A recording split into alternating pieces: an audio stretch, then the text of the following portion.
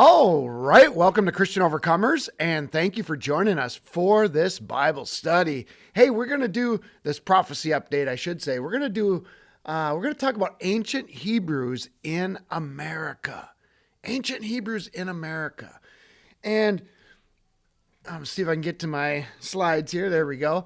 I decided to talk about this subject because after posting a picture from a family vacation, as you can see right here, from a mountain called Mount Magazine in the Ozarks, one of my Facebook friends left me a link to a video.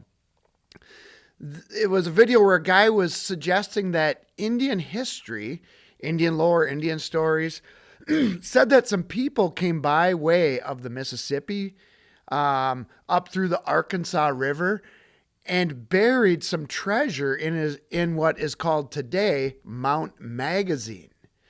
And I believe he went on to say, and I'd have to go relook at this, but the Indians gave them some name that meant the Ark Bearers. And I thought that was really interesting because the name of the state, Arkansas, it has the word ark in it, and also the fact that the Ozark Mountains has the word ark in it as well. Now the language goes back to, I'm trying to think, it was a French word or something like that, there was a different meaning to it. But nevertheless, it stands out in the English to us today with that word ark in it. And so I had no idea when I went and visited this mountain that anybody believed or that anyone suggested that the Ark of the Covenant was buried in a cave somewhere in Mount Magazine. Okay, when we took this picture here, we were just going somewhere. We wanted to go somewhere where it was 70 degrees because I live up in Minnesota here, and it was, it gets it was up to like almost 60 or something a couple weeks ago. But then it got cold, and we decided, hey, let's just go for a family vacation, a quick one. And I'd been in this area before, not this specific area, but in the state of Arkansas for other family trips and things like that. But I had never been down to this mountain here, Mount Magazine. And it was an interesting mountain. In fact, if I remember right, looking at some of the maps and being up on the mountain, it was sort of shaped like an ark. Okay. Sort of shaped like an ark or even a boat. And there was also some other people that suggested that maybe Noah's Ark landed on this same mountain in the past, and that this mountain was actually called Ararat by the Indians, and on and on the list goes. Nevertheless, I'm not doing this video to prove that the Ark is in Mount Magazine, but I wanted to bring this point up because it made me think a little bit more about ancient America. What was going on here? Were the Hebrews here before? Excuse me.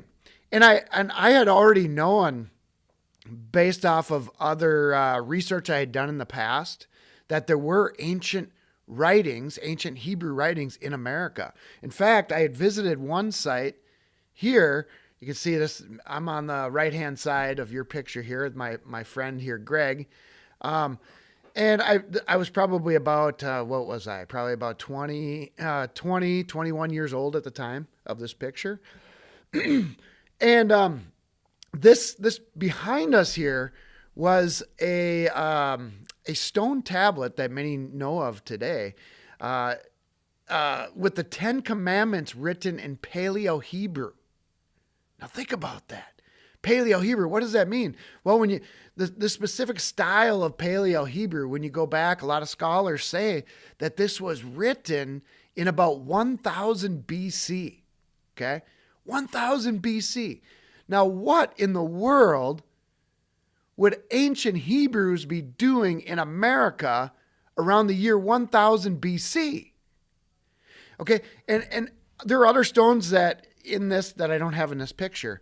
But so you walk up this is like an old volcanic mountain, right? You walk up past the 10 Commandments, and it goes it's like a passageway that goes up between two mountains, like a little valley stairway that goes up there. And at the top of one of the mountains, they call it Mystery Mountain or Hidden Mountain, by the way, was another inscription in a military-like encampment up there on the mountain. And the inscription read in ancient Paleo Hebrew, Yahweh is our mighty one, or God is our mighty one. And no doubt they wrote that on the highest place of the this mountain here because it was a military encampment. All right. Because they're using the word mighty one as though God is the one who fights their battles for them and things like that. So that's fascinating. Also, there was if I remember right now, there was some astronomical engravings on a rock up there on that mountain that showed an eclipse or showed a star alignment that would give the dating of this. And I believe it was around the same time period where scholars say that this was around the year 1000 BC. What does that mean to us? I was standing in front of a stone here in Los Lunas, New Mexico, with ancient Hebrew writing that was over 3,000 years old, or approximately 3,000 years old. And that brings up a lot of questions. What in the world is this doing here? Why were ancient Hebrews here, specifically priests who had knowledge of writing and knowledge of the Ten Commandments and all that stuff, what were they doing here in America? Well, I must bring this up. This isn't the only thing. This isn't like this is just a freak thing that happened to be there. All right. There were in America, found throughout America, and here's there are a number of them, and I'm not an expert in this area by any means, but there's I'm trying to think of, there it is right there. All right. The Newark Decalogue stone, okay, is another one where the 10 Commandments were found in Newark. All right. And then there's the Bat Creek stone that had a Hebrew inscription on it that was found in Tennessee.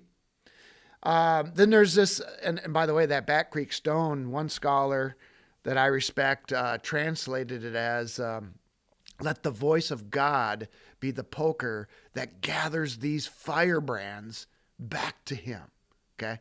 Or the ministers of fire, God's elect. Okay. Let God's voice be that poker that gathers his people. Then there's a Hebrew petroglyph panel at Conscious Lake, New Mexico. All right. Tucson lead artifacts with Hebrew inscriptions were found in Tucson, Arizona. All right. The Hanukkah Earthworks was found in central Ohio with Hebrew symbols and things like that on there. The Newark Keystone was found around 1860 in a great octagon, great circle complex of Newark, Ohio. And it had a bunch of Hebrew stuff on there. One of the writings was the Holy of Holies, the law of God, the King of the earth, and the word of the Lord in ancient Hebrew. Then there was this Newark stone bowl, another artifact discovered along with the Newark Holy Stone. All right. And it goes on and on. Okay. That there are all of these ancient Hebrew writings found throughout America. And I wonder how many of them have we not found? How many caves are unexplored in America with Hebrew artifacts and Hebrew writings in them? I bet there are many. Okay. So, with that said, let's go to the next slide. What is going on here? Why is this history being covered up? Should be a question we should ask ourselves. Why would ancient Israelites come here to America? Okay, what would draw them here? Does the Bible talk about Israelites coming to America? And so on. And also knowing that our forefathers considered this the new land of promise or the new promised land, does record of ancient Israelites being here make that belief more interesting? that America is the new promised land. It is the new Canaan. It is the new Israel. And some even go as far as saying it is the new, the new Jerusalem and things like that. There is so much. I'm basically just bringing some of these things up to get you thinking about this. This topic is a very in-depth topic, and there are many more things to be said about it. But, I will say this, there are many, and I don't know if I have them here. Let me just see if I have a verse here. Quickly. I'm going to go here. Exodus 3 verse 8. It says this, "And I am come down to deliver them out of the hand of the Egyptians, and to bring them out of that land unto a good land and a large, unto a land flowing with milk and honey, unto the place of the Canaanites and the Hittites and the Amorites and the Perizzites and the Hivites and the Jebusites." Okay. Now this verse was specifically talking about the land of Israel. Okay. The land of Israel that everybody knows of as the land of Israel in the land of, in a place called the Land of Canaan.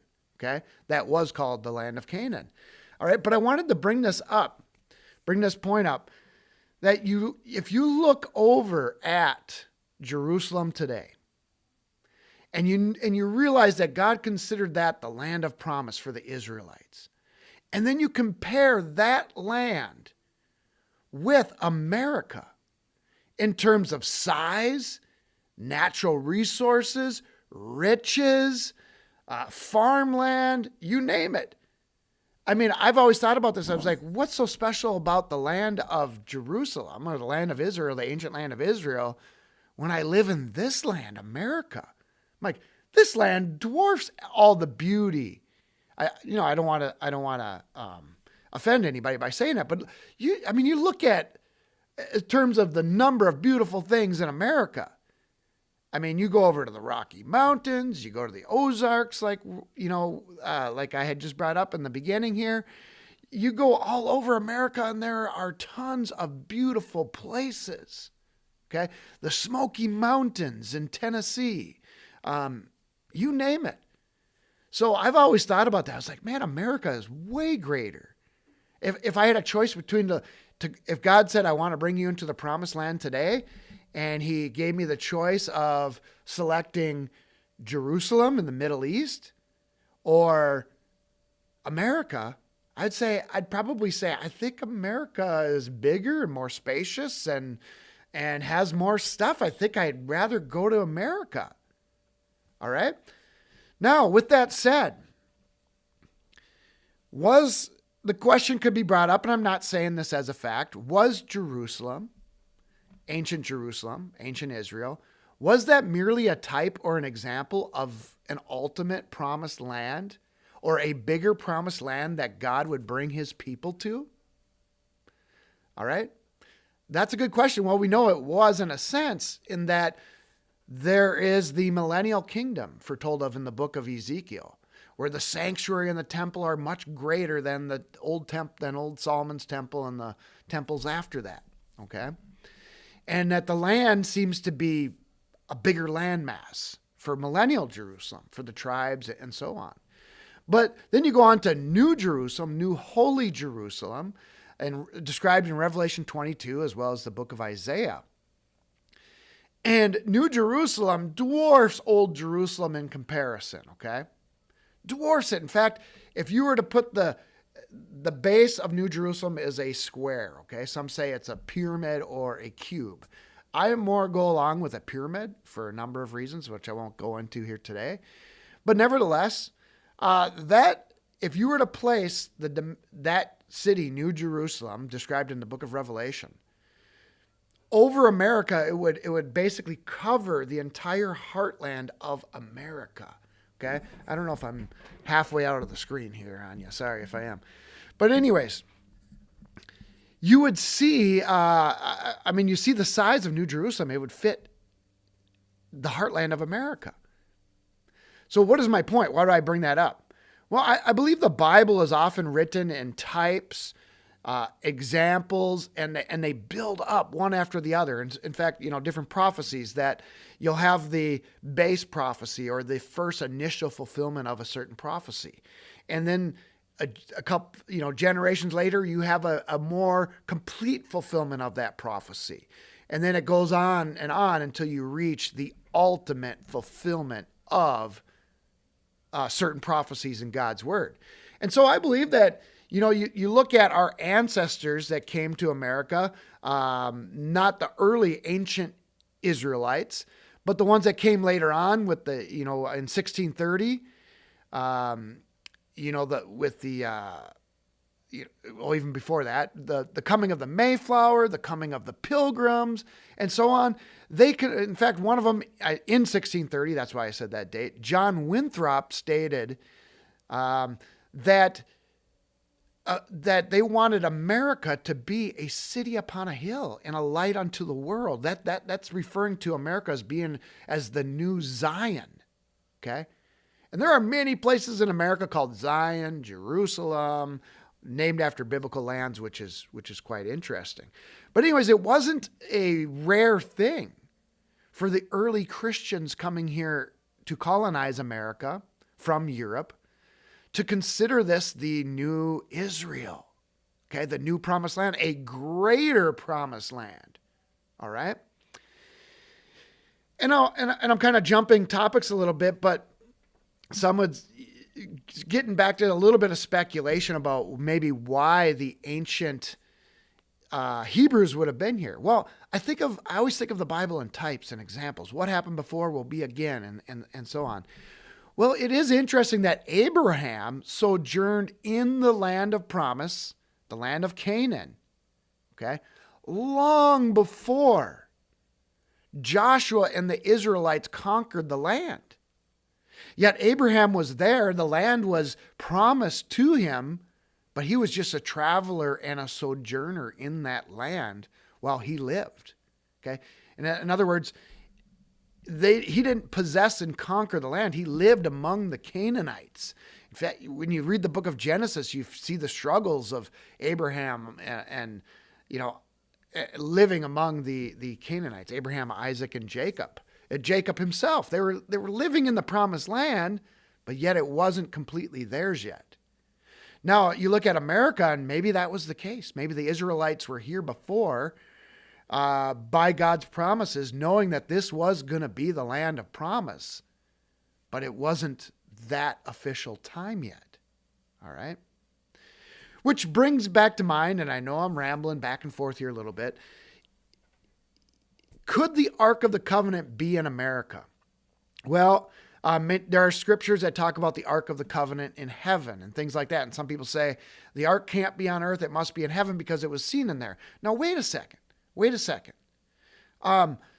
There is the physical type on earth and there is the spiritual reality up in heaven. Just because there's a temple in heaven doesn't mean there wasn't a temple on earth and so on. So what am I saying? Well, I believe that that the Ark of the Covenant still could be on earth, and how befitting it would be if ancient Hebrews were traveling this land. The writings are all over the place that they would have preserved, or a certain group would have, and some believe Jeremiah the prophet was among that group, would have brought that Ark of the Covenant and brought it to this appointed land where the Israelites would eventually dwell. Okay. Those, the 10 lost tribes that went north over the Caucasus Mountains, forgot who they were, later became known as the Caucasians, and they converted to Christianity and then migrated to this great land. Okay. So, how befitting it would be that the Ark of the Covenant would be buried in the ultimate or a bigger promised land. I'm not saying this is New Jerusalem or that this is the ultimate promised land. But I do believe it's definitely a bigger type of a promised land than ancient Israel was. Okay? In many terms, like I said before, natural resources, size, greatness, you name it. So how befitting that would be And then having the state called Arkansas, and then the Ozark Mountains, and the shape of that Mount Magazine being in the shape of like an arc, the length of it, it was very, very interesting. And I had no idea. Again, I wasn't going to Arkansas looking for the Ark of the Covenant and expecting it. I was just simply going there with my family to do some nature hiking, explore the mountains, nothing historical, just getting out and enjoying God's creation with the family. And then it seemed as though the Lord pointed me back to the areas I was, and maybe perhaps showing me that there was a lot more to that location than I could have imagined. All right. With that said, let me go to this verse here. 2 Samuel 7 verse 10 is a very interesting verse, all right? Very interesting verse. Because the Israelites were already in the promised land. This was during the time of Samuel. This is long after Joshua had led the battles to conquer the promised land, okay? Led the battles under the guidance of God, right? 2 Samuel 7 verse 10 says this, very strange.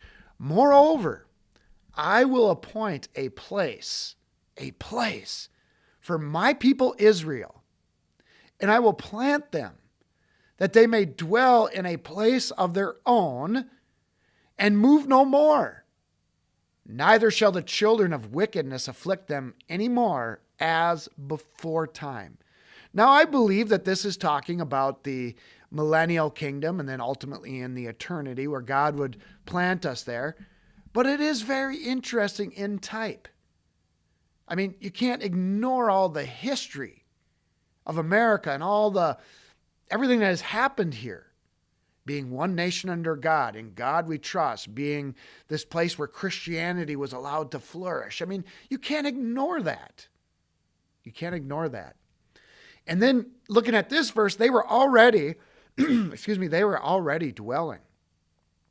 I mean, the nation of ancient Israel was, for all intents and purposes, just beginning. They haven't even had King, was King David even anointed yet? I'm not sure if he was yet at the time of this writing, but very close to around the time that King Saul and then King David became king.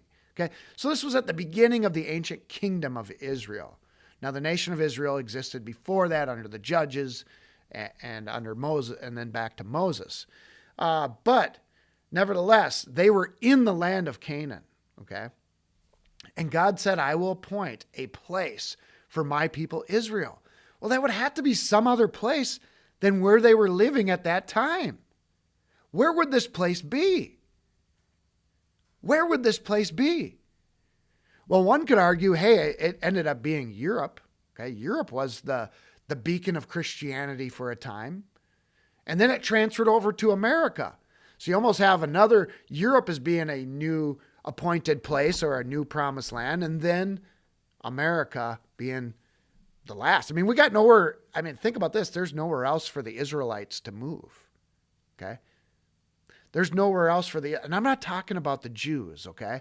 The Jews only make up a small remnant of the tribe of Judah. The true ones do. There are many who claim to be Jews today and are not, but are of the synagogue of Satan and many of them of the serpent seed line that are imposters. Revelation 2:9 and 3:9. So we're talking about a vast, large majority of Israelites, okay? Again, they were taken north over the Caucasus Mountains, or they migrated north through the Caucasus Mountains after they were invaded by the Assyrians and so on. I'm not going to go into that history. Many of you have heard me repeat that a number of times, okay? But so you have the ancient Israelites in America with tablets, writings, grave sites, mound, earthworks that represent different symbols of biblical things. Why? What was going on here? Well, just add a little bit of insight in here. Some would say, well, does that mean all of the Indians are lost Israelites? No, I'm not saying that. I believe that the lost Israelites, or the 10 lost tribes, when they came here, probably came here and there were Canaanites already here, or the Canaanites were brought here from the old world by ships and by others. But nevertheless, that they came here and tried to teach the Indians, okay, the Native Americans, which were probably descendants of the Canaanites, believe it or not. Fascinating when you think about that. Canaanites in the old promised land, and then Canaanites in the new promised land before the Israelites were to finally settle it. So I believe they were here teaching them. I mean, you see some Indian artifacts where they show Indians, like more red-skinned people, and then they show a white man with his hands up, probably teaching them the word of God. Okay? Is that a surprise? Look at what Americans have done today. We send missionaries over into Africa, over into India. We're not that much different. Okay? Back then, these were probably missionaries that came here to this land to spread the knowledge of God. And maybe they left because of persecution and other things. Hey, nothing new under the sun, right? But so I don't know exactly, and I'm not an expert in this area. And some might say, well, Pastor Ben, I've heard the Mormons talk about the lost Israelites founding America, and they talk about these ancient artifacts and things like that. Well, number one, I just have to put it out there right away. I am not a Mormon. I've never been a Mormon. I don't even know very much about the Mormons, okay? I just study the Bible, and I look at facts. I look at history. I'll look at things that we can find, okay? And then compare them to the Bible. I am not a Mormon, never contemplated being a Mormon, and will never be a Mormon, okay? I am a biblical Christian. So I know there's some people that when you dig into this, they'll right away think you're a Mormon or you believe in the Book of Mormon. Now, does that mean that the Mormons are... Again, I don't know much about them. I know that have some different views on some things than many Christians do. But even let's just say I am one who would condemn Mormonism as heresy. Okay, does that mean that everything that they know and believe is completely wrong or is discredited? No. I mean, think about this. How many bad churches are there in America today that teach that homosexuality is okay and teach all kinds of non-biblical things, but yet they have the cross over their building? Okay. Do I then discredit Christ? Do I say because there are a bunch of these whack jobs that are doing these crazy things under the banner of the cross, do I say then that Christ is a myth and a fairy tale? God forbid. Okay. You don't discount truth because some people know the truth, but then they might mix it in with error. Okay? Does that make sense? I have to put that out there because some people, when they get this far and they start digging into it, they see the word Mormon next to some of these things and they say, oh, I'm done. In fact, I was actually reading a comment by somebody. There's somebody who wrote a book about these ancient Hebrew writings scattered all throughout America.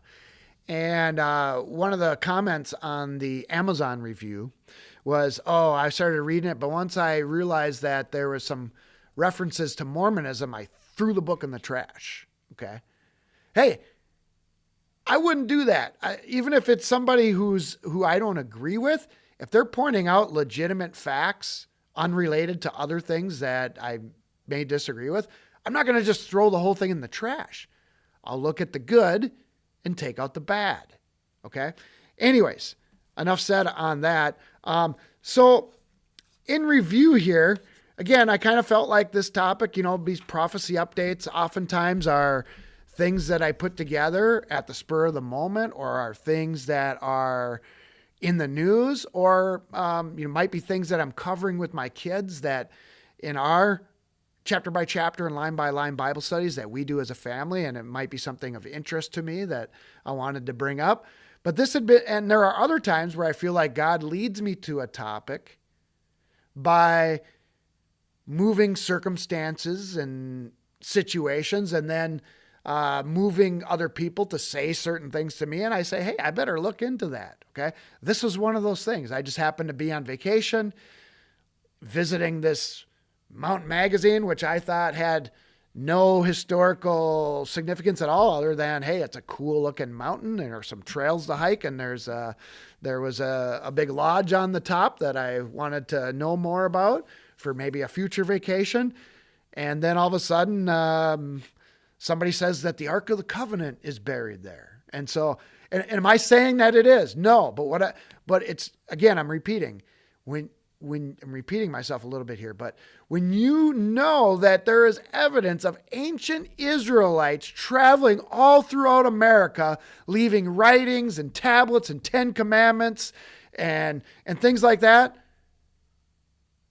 would it be far-fetched to say that some guys, some ancient Israelites, by the command of God, were told to bring the Ark of the Covenant out of the old promised land into the new promised land to go before his people?